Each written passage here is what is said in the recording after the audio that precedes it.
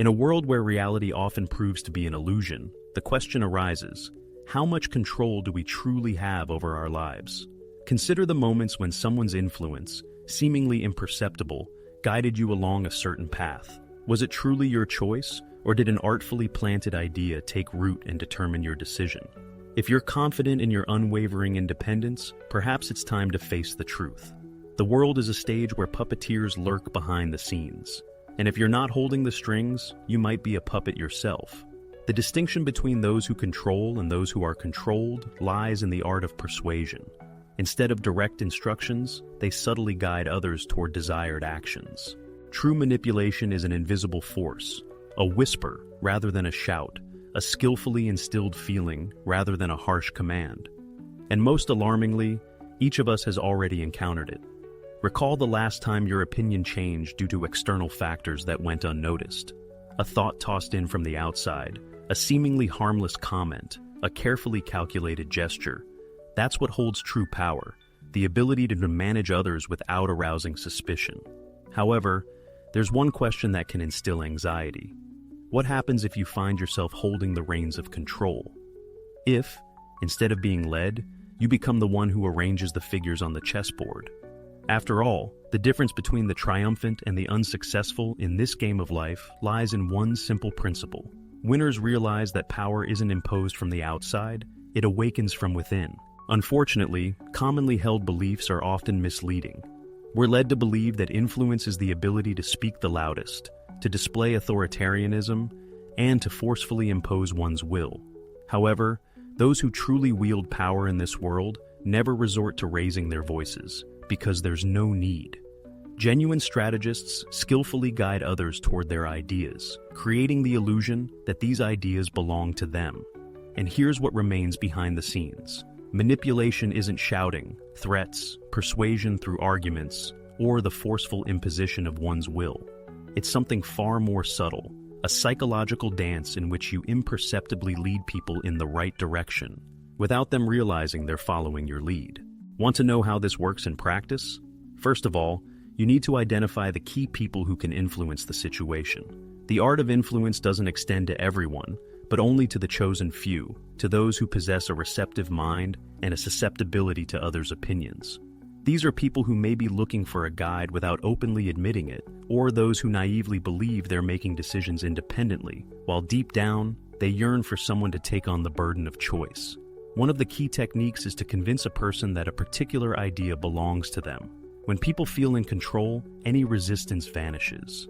If there's a desire to prompt someone to action, you shouldn't give direct orders. Instead, you need to skillfully plant the seed of thought, subtly pushing the person toward the desired conclusion. An unobtrusive comment here, a meaningful hint there. The human mind resists imposed instructions but eagerly accepts its own insights. And if everything is done correctly, this person will defend someone else's plan with the same zeal as if it were their own brainchild. Another important aspect is the ability to divide the opposition. The greatest threat to those who seek control isn't simple resistance, but organized resistance. If a group of people unites against, control will be lost. Therefore, it's necessary to sow seeds of doubt, provoke minor squabbles, or make them hostile toward each other. Divided, they become weaker and more vulnerable. The principle of divide and conquer is just the first step toward absolute control. True power lies in understanding the human soul, in the ability to read and use emotions. After all, it's emotions, not cold reason, that drive people to action. Logic shapes beliefs, but it's feelings, fear, desire, doubt, vanity that compel action. The task is to identify the dominant emotion of each person and use it as a tool of influence. You shouldn't give direct instructions. It's much more effective to awaken in a person a sense of the need to perform a particular action. However, there's a danger here, because manipulations of consciousness don't go unnoticed. Exposure threatens to turn the manipulator into a universal enemy. Abuse of power will inevitably lead to someone else mastering these same methods and turning them against the manipulator himself. Control is a double-edged sword, and history knows many examples of strategists who considered themselves invincible until someone was found who surpassed them in this game. Therefore, the main question isn't whether a person is capable of manipulating others, but whether they're ready to bear responsibility for the consequences. Once this line is crossed, there's no turning back. Power isn't crude coercion, but the art of management and direction. It's the ability to create conditions under which others express thoughts and ideas that are in tune with your own. There's a deep paradox. The less noticeable your influence, the more control you actually have. The true rulers of the world aren't those who impose their opinions with a shout, but those who skillfully manipulate the situation while remaining in the shadows. Everyone faces a choice: to be a puppet, blindly obeying someone else's will, or to learn to control the strings, determining the course of events. However, this is just the first step toward mastering the art of influence. It's necessary to realize that people, in their masses, are guided not by logic and rational arguments, but by emotions. Just recall the great historical movements and outstanding personalities who changed the world. Their success wasn't in flawless arguments or irrefutable facts, but in the ability to awaken feelings, to inspire people with their vision of the future. When emotions take over, logic recedes into the background. Often you can observe how people fiercely defend ideas that they can't even clearly explain, or blindly believe in beliefs that they have never questioned. This happens because emotions shape their perception and determine their choices. At the heart of susceptibility to new ideas lies their connection to personal identity and a sense of belonging to a particular group. This is the secret to effective influence. To convince a person, it's necessary to make the proposed idea an integral part of their self-awareness. People may reconsider their views, but no one will give up their identity without a fight. Admitting that you've been mistaken all your life isn't an easy task. However, if you can present the idea in such a way that it becomes part of someone's essence, the person will defend it to the last, not because of someone's request, but because it gives meaning to their existence. Here begins a fine line, because it's no longer just about persuasion, but about a kind of programming, about embedding an idea into the subconscious, often without realizing this fact. To achieve this goal, 3 key elements are needed: impact, repetition, and emotional connection. Let's start with the impact. It's impossible to change someone's worldview overnight. Resistance is a natural reaction. But if you introduce the idea gradually, subtly, without being intrusive, the mind will begin to accept it, without even realizing this process. The unknown often evokes a feeling of dislike, while the familiar gives a sense of comfort and security. The effect of repetition also plays an important role. As the well-known maxim says, a lie repeated many times can be perceived as truth. And this isn't about distorting reality itself, but about the peculiarities of human perception, where frequent mention creates an illusion of reliability. Information that sounds over and over again gains plausibility, even if it's far from the truth. That's why skillful manipulators never limit themselves to a one-time statement. They return to their idea again and again, from different angles, until it's firmly established in the recipient's mind. No less significant is emotional involvement. For the successful introduction of an idea, understanding alone isn't enough. It's necessary to evoke an emotional response. The human brain is structured in such a way that emotions have a greater impact on it than rational arguments. If you can connect an idea with strong feelings, whether it's fear, desire, pride, or nostalgia, then such an idea is almost impossible to ignore. However, there's an even deeper aspect. Most people tend to consider themselves rational beings, making informed decisions based on their own beliefs and criteria. In reality, many of these decisions are formed long before a person realizes it. Social norms and values have a decisive influence on the formation of human aspirations. Life experience leaves an indelible mark on behavioral reactions, and biological nature predetermines a predisposition to certain patterns of behavior.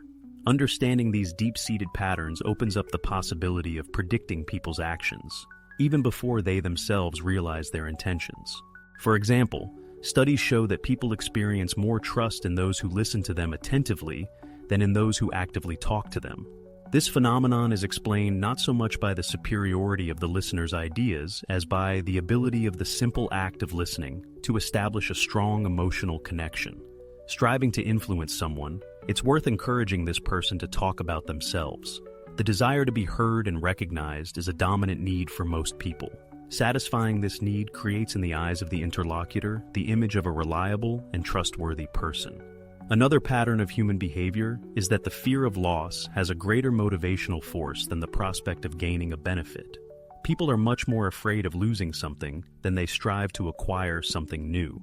Therefore, wanting to encourage someone to action, it's advisable to focus not on potential acquisitions, but on possible losses in case of refusal from the proposed option.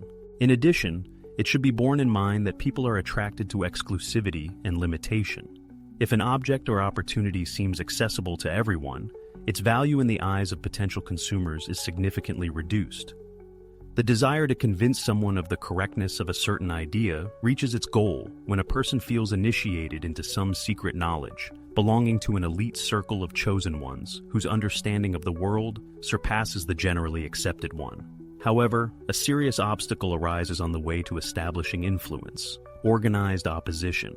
History testifies that nothing undermines control so quickly as a united group of people opposing a leader. Rebellions succeed only through unity and a common goal, allowing them to overthrow even powerful empires.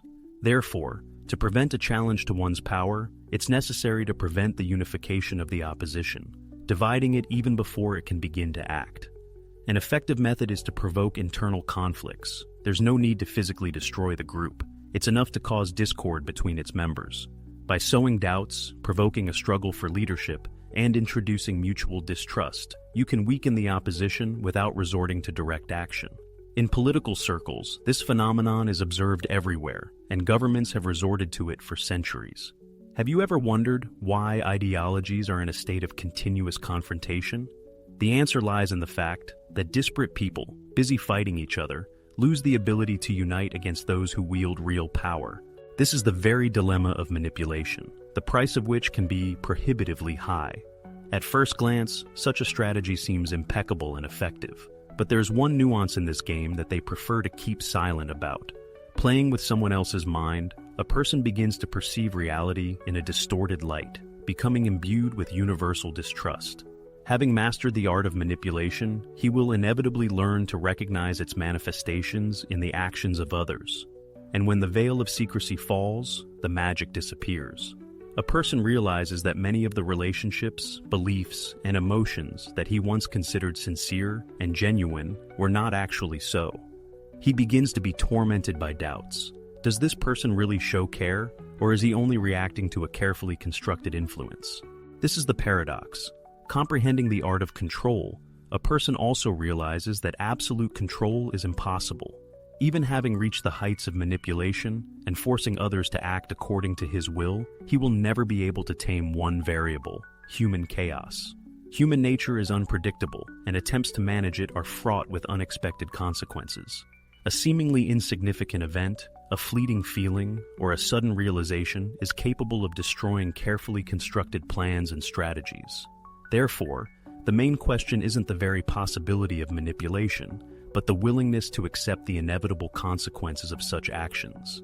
How far is a person willing to go in the pursuit of power? What is the limit of his ambitions? Is he satisfied with simple control, or does he strive for absolute dominion? History knows many examples of puppeteers who, intoxicated by their power, became victims of their own intrigues, paying for their overconfidence. Ultimately, everyone faces a choice: whether to strive for the art of influence, comprehending the subtleties of human psychology, or to continue to live in the illusion of their own invulnerability, naively believing that no one can ever manipulate them.